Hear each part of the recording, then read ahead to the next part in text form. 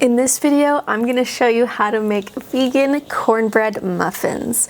These come out so nice and golden, they're nice and buttery, so stick around for this vegan cornbread recipe. In a large bowl, pour in 1 cup of plain plant-based milk. I'm using soy milk here, and also add in 1 teaspoon of apple cider vinegar and stir those together. It's going to thicken as you set it aside and sort of form a buttermilk mixture.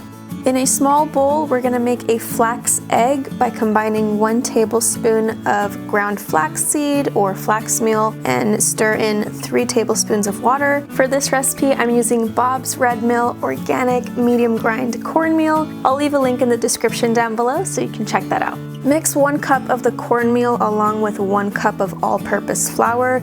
You can use gluten-free all-purpose flour if you like, and also add a tablespoon of baking powder and half a teaspoon of salt. This is an optional ingredient, but I like to add this organic superfood blend here and there to my recipes. It's got lots of protein in it and vitamins and minerals. You can't really taste it, so it's just a good way to sneak in some extra nutrition, especially if you have picky eaters in your house. I'll put a link down below in the description. I'm just adding a scoopful of that organic superfood blend into my dry mixture and mixing it in.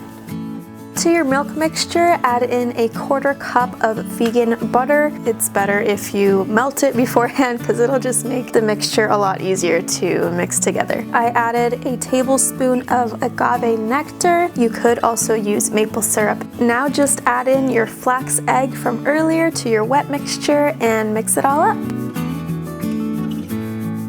At this point, we're going to combine our dry ingredients with the wet ingredients. I prefer to do this by adding half of the flour mixture at a time and stirring that, and then adding the second half. I also folded in half a cup of canned corn. I personally like to have a little bit of texture and a little bit of fresh juiciness, so I recommend it.